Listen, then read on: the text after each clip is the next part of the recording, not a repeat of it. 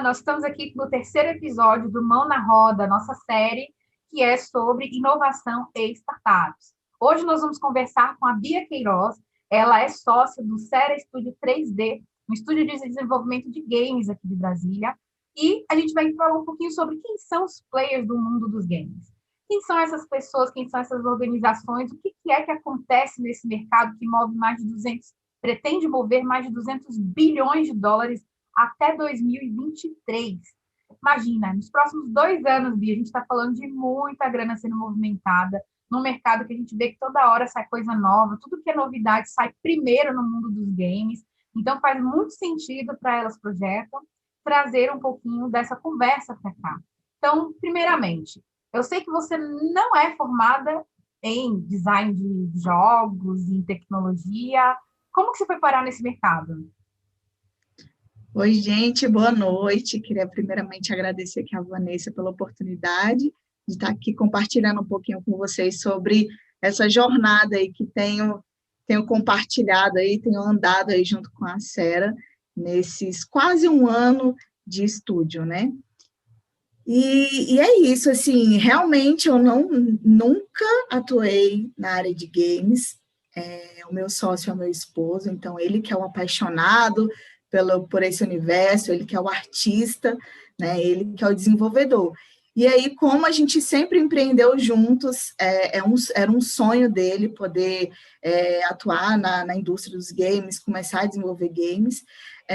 E aí ele falou assim, amor, eu acho que está na hora da gente começar a investir nisso, me mostrou os números, eu vi que ele ficou muito empolgado, e aí eu comecei a estudar também, eu falei assim, tá bom, então vamos nessa. A gente tinha uma outra empresa, a gente trabalhava em ramo totalmente diferente, né? Eu tinha uma empresa de alimentação saudável, e aí a gente trabalha com produto físico, né? Trabalhava com produto físico, então a gente sabe como que é limitante você trabalhar com produto físico, diferentemente de games, que é um produto totalmente digital, que você pode entregar para o mundo inteiro, enfim, você não precisa ter estoque, né? E aí eu comecei a estudar essa área, comecei a buscar informações, então, assim, foi bem desafiador para mim, aliás, tem sido, porque eu realmente não sou dessa área, nunca trabalhei com nada parecido com games, e eu tenho rompido aí cada dia os desafios que têm aparecido. É como dizem, né? Casais inteligentes enriquecem juntos, ou seja, juntou com o marido, resolveu fazer um negócio e, pelo visto, está dando certo, porque, pelo que você me contou, parece que vocês estão avançando, conseguiram uma primeira publicadora, aliás, né? Vamos falar o que é publicadora, mas daqui a pouquinho eu te pergunto isso. Antes, eu queria saber, para você se inserir nesse mercado, que habilidades, o que foi que você precisou fazer? Porque é um mercado totalmente diferente. A gente sabe que tem jargões, a gente sabe que tem uma cultura própria, a gente cansa de ver aí, quando fala de gamer, a gente pensa, tipo, num perfil super específico, né? Então, do que estamos falando quando a gente pensa, ok, vou adentrar o mundo dos games? Sim, eu costumo até falar e brincar que o mundo dos games é um mundo totalmente paralelo a esse que a gente vive. Eles falam outra linguagem, eles usam outros aplicativos, outras redes sociais. Eu tive que aprender de fato do zero como que essa galera se comunicava. Então, essa foi uma primeira habilidade que eu precisei atrair para mim, que era o quê? Era o linguajar que essa galera se comunica, né?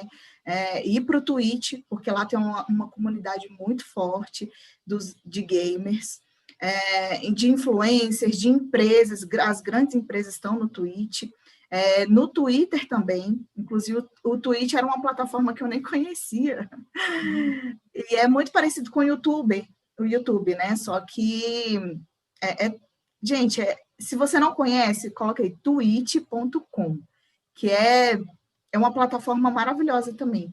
Então, assim, eu aprendi a me comunicar com essas pessoas, porque se você não aprende a se comunicar, falar a linguagem, as gírias que essa galera fala, diga-se de passagem que muita coisa eles falam em inglês, que também é um outro desafio para mim, porque eu não falo inglês, não sou muito fã da língua inglesa, mas agora eu estou tendo que me adaptar. Então, falar da forma como as pessoas falam é muito importante dentro dessa comunidade e acho que de qualquer outro nicho, né? Quando eu estava com a empresa de alimentação saudável, a gente atuava muito com o público de CrossFit.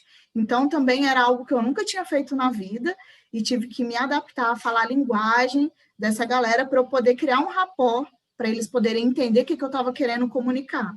Então, a comunicação, de fato, ela é muito importante, você precisa estudar o que essas pessoas falam, entra na Twitch, entra no YouTube, em vídeos, vê a forma como que eles se expressam, porque senão você não vai conseguir criar uma comunicação eficaz com esse pessoal. Uma outra habilidade... Não, pois não, continue falando, que eu quero ouvir todas essas habilidades, depois eu pergunto mais, não se incomode comigo.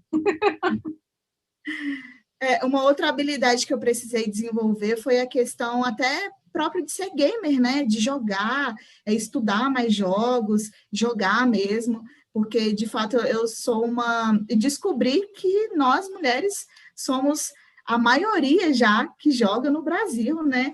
Somos público chamado gamers, só que nós somos mais casuais, que é jogos de celular, né? Os joguinhos de puzzle, Candy Crush, a Fazendinha lá, que tem vários, né? Esses jogos que são mais convidativos para as mulheres. Então, acabei me encaixando nesse quesito aí de gamer, mas quando as pessoas olham aí para um estúdio de desenvolvimento de game, elas acham que você precisa ser um gamer para você poder ou trabalhar no estúdio, ou para você formar um estúdio, para você fazer parte de um estúdio, para você fundar, na verdade, né, um estúdio.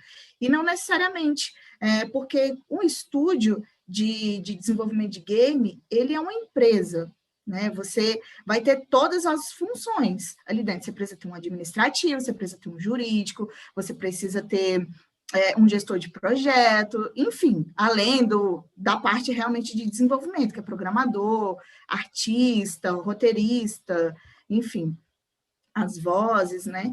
Então, realmente é muito importante essa parte de você, além de conseguir se comunicar, você também saber que você não precisa ser gamer.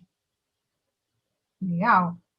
E aí a gente está falando de dois mundos complementares, o mundo dos gamers e o mundo dos games, né? Que são coisas que se encontram, obviamente, é um feito para o outro, mas que são mundos bastante diferentes também. Eu, por exemplo, me identifico como gamer porque eu jogo... Recentemente não tenho jogado muito, porque eu dando muito trabalho, mas jogava demais, até muito pouco tempo, uns 3, 4, 5 jogos no celular, e agora eu estou descobrindo que, de fato, eu era uma gamer, porém, do estilo casual, não hardcore, né, que você falou. Também aí tem a questão dos tipos de jogos, a gente fala também da diversidade de você jogar em primeira pessoa, terceira pessoa e tal. Tá passando até um documentário na Netflix que saiu, não sei exatamente quando saiu, mas eu assisti recentemente, chama Além dos Jogos. Gente, fantástico, porque eles falam muito desse mundo dos jogos de uma outra perspectiva, só que, óbvio, é mais o mundo dos gamers, não tanto o mundo dos jogos, dos games, né? Bom, e aí de você eu queria saber, que tipos de jogos são esses que existem? Qual é a diferença de a gente estar falando de jogo de console, primeira pessoa? Que linguagem é essa? Explica pra gente, por favor. Para mim também é tudo muito novo, né? Igual eu falei, mas no tempinho aí que a gente tem de empresa, que ainda não tem nem 6 meses que a gente tem de estúdio, eu também ficava viajando na maionese, eu falava, meu Deus, o que é isso? O que é MOBA? O que é FPS? Né? Tem vários estilos de jogos. Tem de RPG, tem de terceira pessoa, primeira pessoa. Primeira pessoa é quando você joga... meu Deus, como é que eu vou explicar? Eu não vou conseguir explicar isso. Eu acho que é quando você você é o protagonista da narrativa mesmo, e é tudo pela sua visão do jogo. Isso, pela sua visão de jogo. A terceira pessoa... que a gente vê sempre, tipo, uma arma aparecendo e não tem ninguém, porque você que está segurando a arma, assim. Para dar essa sensação, assim, de que você mesmo está jogando e você não vê o personagem direito. E a terceira pessoa, você já consegue ver o personagem, e interagindo mais com o cenário ali. Super Mario. Isso. Sim, sou dessa Exatamente. época. Mas até hoje, gente, ó, o Super Mario tem evoluído muito, e grandes influências aí fazem live de Super Mario, tá por fora. E aí, quando você fala de live de Super Mario, em geral, a gente está falando de são lives que as pessoas assistem outras pessoas jogando, não é isso? Isso, as lives são isso aí. Pela plataforma da Twitch, isso é mais fácil de acontecer, né? Os streamers, porque não. O youtuber é youtubers, e na Twitch são streamers, né? Eles fazem stream de jogo. E aí eles marcam com as pessoas, fazem a live do jogo, e o incrível é porque aquilo monetiza também, né? Para o streamer. Então, é uma plataforma muito, muito legal ali, e eles conseguem monetizar as pessoas assistindo o jogo, as pessoas interagindo, porque, igual você estava falando aí, a questão dos consoles também, que existem algumas plataformas de jogos, né? Algumas não, várias, né? Então, assim, a gente tem os consoles, que são PlayStation, Xbox, né? Então, isso é o console. Quando a gente fala para a parte de PC, é a parte do PC Gamer, né? Um computador que tem que ele é muito bem equipado, e diga-se de passagem que é o valor praticamente de um carro, e alguns até de carro de luxo. Uau! Então, é por isso que é um mercado que movimenta tanto dinheiro, porque além de se tratar de tecnologia, né? E tecnologia a gente sabe que está aí super em alta, e é um nicho que está faturando super bem.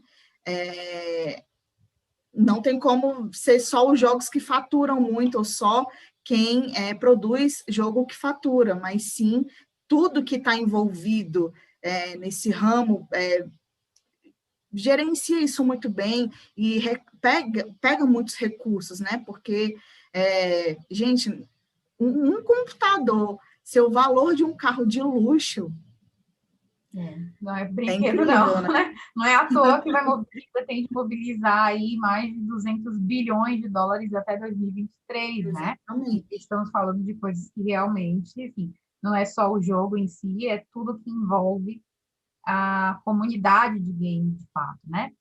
E eles Eu são queria, muito engajados, são muito engajados. É sim, incrível você ver uma comunidade, assim, como eles são engajados, são unidos, assim, e jogam e apoiam quem faz, quem vive disso profissionalmente, né? Eu fiquei muito, assim, muito feliz de ver isso, como as pessoas se engajam. Até a gente como empresa também, como estúdio, como eles incentivam o desenvolvedor brasileiro, porque a gente consome muito jogo de fora, né? E dentro do Brasil, assim, existem muitos estúdios bons, excelentes, que ganharam, inclusive, premiações, mas que dentro do Brasil é difícil a gente ver esse engajamento e essa liga, né? Agora é que as coisas estão começando a fluir mais. Então, eu acho, assim, super importante esse trabalho que esses streamers fazem. quando a gente fala dos players mesmo, né? A gente está falando de talvez o que? Influencers, que você falou, que são as pessoas que gravam e que, né, que ficam os streamers, na verdade, vamos falar, usar a linguagem. A gente está falando de parceiros, a gente está falando de publicadora também. Será que você tem como explicar o que são parceiros no mercado de games, de desenvolvimento de games, no caso, né? E o que são as publicadoras? Qual que é o papel delas, de fato? Os parceiros podem ser até os próprios estúdios, né? Um fazer parceria com o outro e desenvolver o estúdio junto, tudo depende da estratégia com que você quer atuar e trabalhar. Os próprios estúdios têm também os parceiros no sentido de você trazer alguém de outra área para atuar junto com você. Vamos supor, você trabalha com a parte de inovação, e eu preciso de alguma ideia aqui para trabalhar comigo na inovação no estúdio, para algum jogo que seja. Então, posso trazer essas pessoas também como parceria, ou que sejam outras empresas, E também tem a questão dos próprios influencers, que também são influencers. Streamers é quem vai fazer a divulgação do seu jogo jogando, fazer o gameplay, na verdade, que a gente chama, vai fazer o gameplay do seu jogo, ao vivo, ou ele vai marcar ao vivo na live, ou ele vai marcar, vai fazer ali uma gravação e vai soltar o seu vídeo dando a opinião dele a respeito do seu jogo, que a gente chama isso de review. Ele vai dar uma review do seu jogo. Ou ele pode também deixar lá na plataforma uma review por escrito. Tipo, fazendo uma análise do jogo, mas por escrito. Um feedback. Isso, uma resenha, né? Eu falava da minha área de letras. Aqui uma resenha isso, só que eles chamam isso de review. No mundo dos games é review. Vou fazer uma review do seu gameplay. Oh, quase não tem palavra em português aí nessa frase toda. Exatamente. E a gente entra aí também com as publishers, que são as publicadoras de jogos, que elas vão pegar... Qual que é o foco da publisher? Ela vai trabalhar o marketing do seu jogo e vai ajudar a lapidar o seu jogo, igual tem acontecido com a gente, né? A gente lançou o nosso primeiro jogo em Early Access, que é em acesso antecipado. Eu vou até abrir um parênteses aqui, para falar um pouquinho do que é o Early Access, né? Eu até tinha explicado isso para a Vanessa, que é uma questão assim é como se a gente estivesse lançando um MVP, né? Um primeiro teste no mercado, a gente desenvolveu uma parte do game, colocou ele na plataforma para ele já ser vendido e já ser validado pelas pessoas, e aí a plataforma permite com que a gente vá ajustando o jogo, vai subindo os updates, as atualizações ali nos patches, e vai melhorando o jogo. Nos patches? Patches de atualização. Ok. Bom, tá vendo como tem um monte de coisa específica desse mercado que se você não tá por dentro, você fica, de fato, bastante alheia a tudo que está acontecendo e fica complicado de atuar dentro desse mercado, né?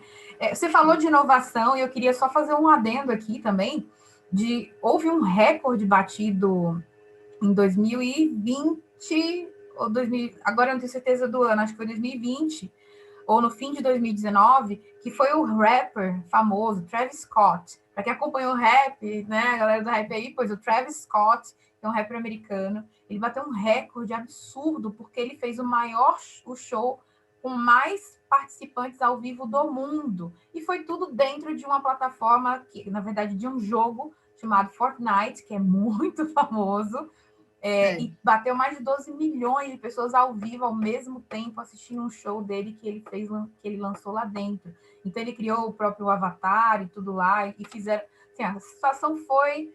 e aí a gente está falando de inovação de fato, cara, não só pensou numa coisa totalmente fora da curva, que isso antes da pandemia, ou seja, imagina o tanto que os artistas podem ter se beneficiado ao longo dessa pandemia, se tiverem pensado em, já que estamos todos online, tudo fazendo em casa, que tal fazer as coisas dentro dos games, que as pessoas já jogavam e agora devem estar jogando ainda mais, né? Então, Exatamente. Foi um recorde, assim, mais de 12 milhões de pessoas assistindo um show. Nunca ninguém fez um show desse tamanho. Então, ele bateu o recorde mundial. Você mencionou também as publicadoras, né, e as publishers, enfim. Eu queria falar um pouco do que é a estrutura de um estúdio. Por exemplo, no estúdio, eu sei que para desenvolver game tem um monte de coisa envolvida. A gente tem que pensar na música certa, tem que pensar no design das coisas, tem que pensar... Quem faz parte de um estúdio de desenvolvimento? Quem são essas pessoas todas? São muitas pessoas, né? Muitas. Inclusive, quando a gente vai para os estúdios grandes ali, que você vê os créditos, é tipo crédito de filme no final do jogo, assim, né? Fica passando.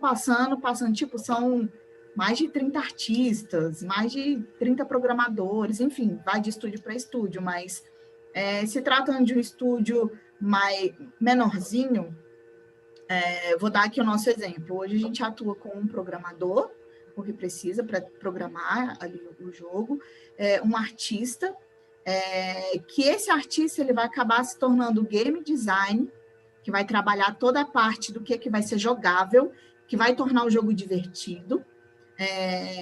Ele também vai atuar com toda a parte de level design, o que vai ter dentro de cada nível, as quests, que a gente chama isso, que são as tarefas. As sagas.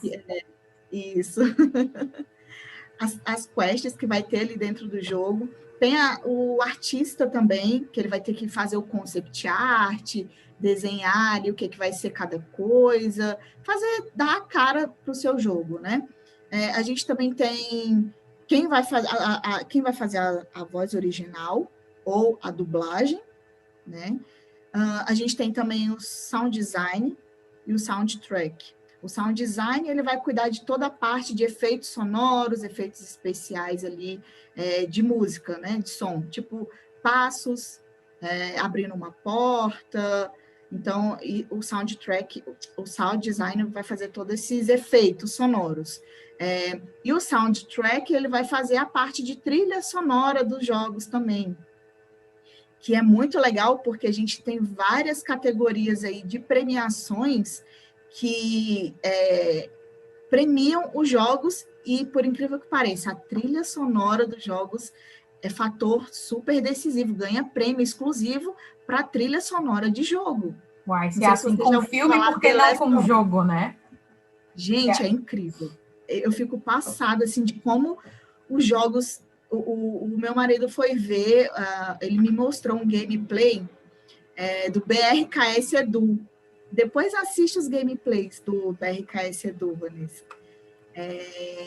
Ele fez o gameplay do jogo The Last of Us, parte 2.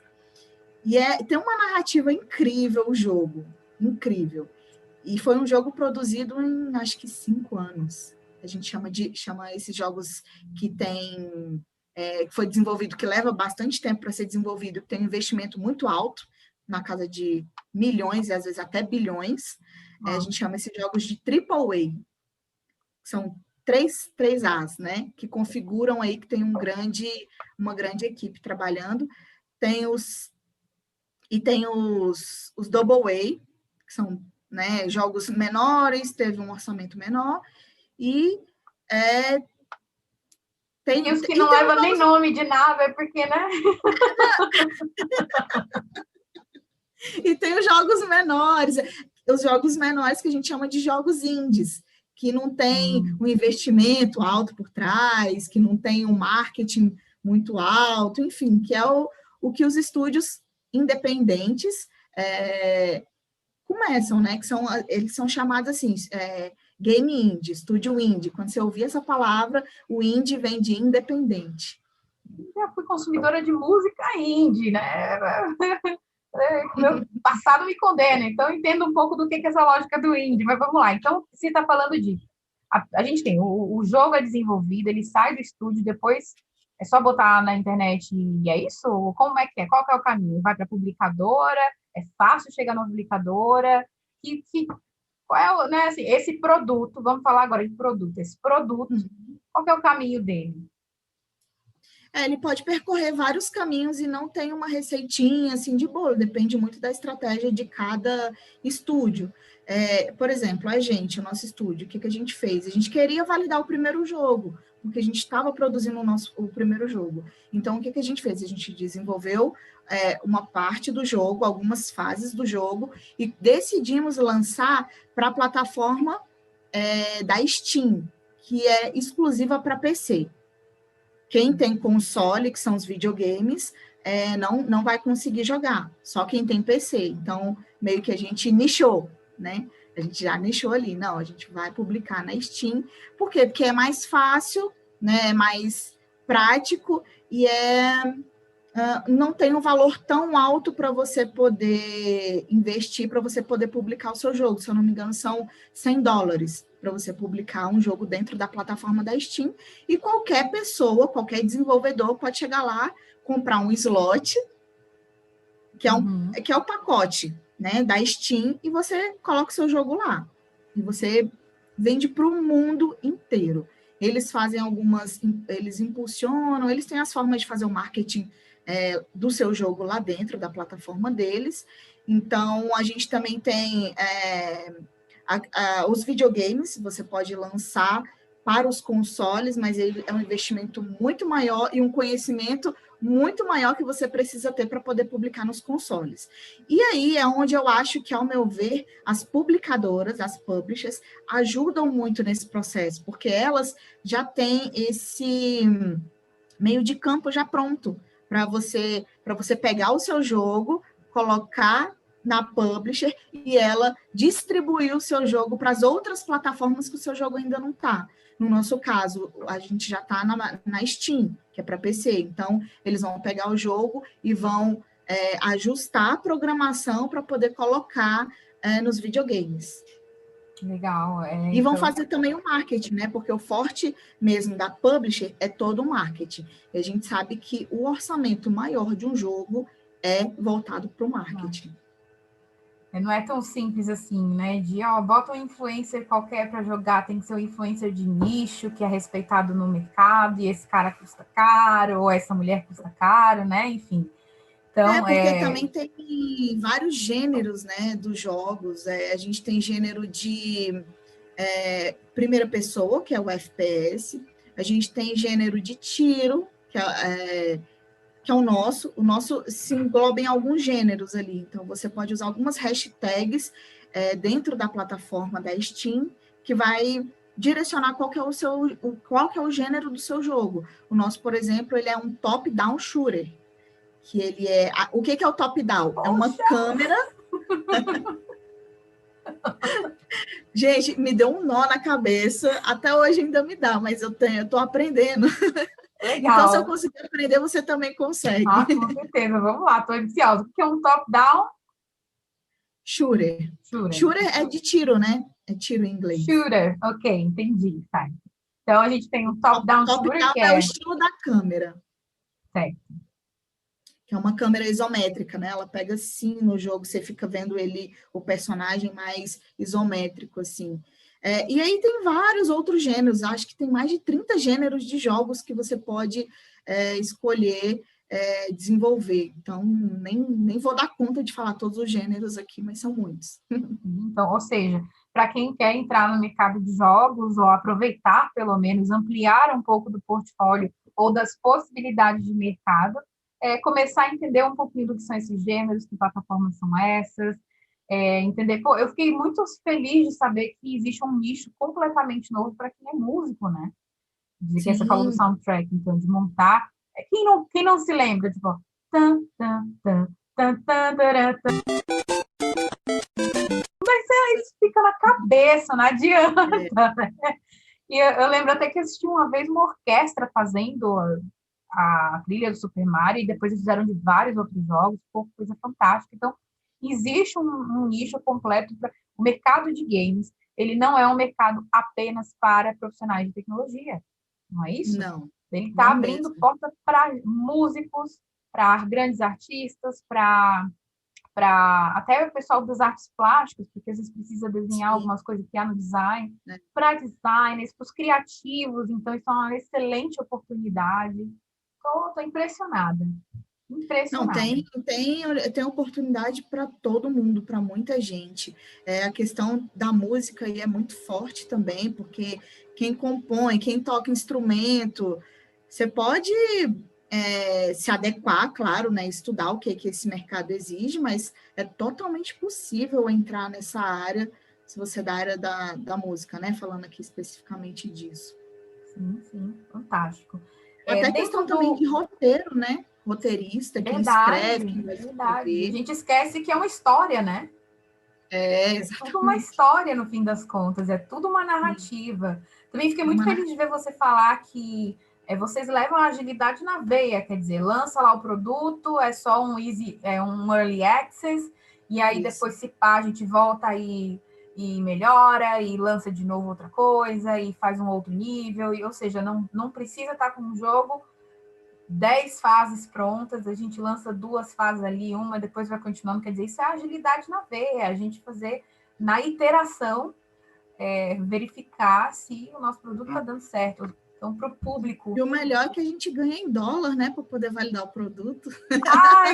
Ai, olha, rica! Então, ainda mais o preço que o dólar tá, hein? sim, Não tem época imagina. melhor. Ainda ganha em dólar. Então, deve ser, de fato, não é à toa que é um mercado que movimenta muita grana. Então, para quem vem desse mercado de gestão, gerenciamento de projetos, tem as habilidades que são requeridas por esse mercado, visivelmente, e está aí uma oportunidade gigante de poder começar a se enveredar por esses caminhos e talvez começar, né? Eu sei que há a possibilidade de ganhar em dólar em outros lugares, mas aí você vai estar trabalhando com algo que é muito pioneiro é um mercado muito pioneiro por natureza. Tudo que surge antes, primeiro sai nos jogos, depois a gente vê acontecer em outros lugares, assim, virou a referência até, de certa forma, das artes, né? Assim, o menino hoje, antes de ir no museu, ele já jogou 10 jogos, já zerou 10 jogos, antes dele visitar, assistir um show ao vivo, ter idade para assistir um grande show ao vivo e tudo, a criança já, enfim, já ganhou um torneio regional de não sei o que lá de jogo, né? Então a gente está falando desse tipo de mercado. E falar até em torneio, existem os e-sports, que são atletas que jogam profissionalmente os jogos e ganham muito bem por isso. É como se fosse um Neymar. Só que ele joga aqui, ó, no PC ou no computador, no PC ou no videogame. E eles são remunerados para isso. Existe liga, existe técnico que formam esses atletas. É um mercado também que está crescendo muito. E é uma outra oportunidade de você atuar ou dentro de um time de esportes ou se tornar um e-atleta, né? Tanto homem quanto mulher. Gente, a oportunidade está aí. A oportunidade está aí, né? Usa quem quer. Da última vez que nós conversamos, você mencionou uma coisa que eu queria trazer aqui, tal de GDD. O que danado é isso, GDD? Só para ter certeza de que a gente está falando a mesma língua. Você falou que era Game Design Document. Isso. O que é esse documento do design do jogo? É exatamente aquilo que eu falei, que é o game design que vai sentar com a equipe, vai produzir esse documento mais técnico para dizer quais são as habilidades que o seu personagem vai ter dentro do jogo, quais são as skills, né? Habilidades, as skills. Esse pessoal fala tudo muito em inglês, então a gente precisa aprender inglês. Ele vai falar sobre um pouco da história do seu jogo, quais são as mecânicas, as funcionalidades, a jogabilidade que o seu jogo vai ter. Então, tudo é como se fosse um plano de negócios. Tudo que vai ter num negócio está dentro do plano de negócios. E tudo que está dentro de um game, de um jogo, vai estar dentro do game design. Do GDD. Né? Legal. Bom, a gente, então, falou sobre bastante coisa aqui, abrimos um pouquinho do que pode vir a ser esse mercado. O nosso público geralmente costuma ser da área de gestão, então, estamos falando aí de analistas, de gerentes, de coordenadoras, né, de projetos, sobretudo. Então, temos agora uma nova oportunidade, uma possibilidade aí colocada para que vocês desafiem um pouquinho mesmo os próprios perfis e talvez, quem sabe, se aventurar nesse mercado, porque o que não falta rodando dentro dele é grana, o que não falta é oportunidade para talentos e também de você acabar se envolvendo com coisas completamente inovadoras e diferentes e um novo caminho, uma nova comunidade, que você mesma falou, a comunidade de game é muito grande, muito unida e muito, né, você vê, tem o Twitch, para quem tem a plataforma Twitch, para quem quiser começar a se envolver um pouco mais de ver sobre isso. Eu sei que também tem algo no Discord, né? Que é onde eles já é a plataforma tipo, social deles, não é isso? Dos gamers. Né? Então, vamos deixar aqui então para todo mundo. Twitch, só de maneira inclusiva, eu vou soletrar, que é o TWITCH, Twitch. E nós temos o Discord, com D mudo no final. E eu queria que você deixasse os contatos também do Sera Estúdio 3D, para que quem tiver interesse de acompanhar nas redes sociais, aí saber um pouco do trabalho de vocês. Bia, deixa para você fazer isso. Beleza, eu queria só, antes de deixar os contatos da gente, você falou aí sobre o pessoal de gestão, né? Acho que a gente falou, não abordou tanto esse tema como da gestão dentro dos games, e a gente pode até falar que o gestor de projeto dentro dos games, ele é chamado de producer, né? Ele vai ser um producer. Pode ser que ele que ele seja também um gestor de projetos, onde ele vai fazer uma coisa mais abrangente ali, né, gerenciar mesmo, a equipe, tudo, mas um producer, ele também vai fazer muito isso, ele vai gerenciar o orçamento de um jogo, ele vai gerenciar os prazos, ele vai gerenciar as entregas, a equipe também, então, é tudo muito casado, né, às vezes você vai ver lá numa oportunidade de vaga, de emprego, ou que seja,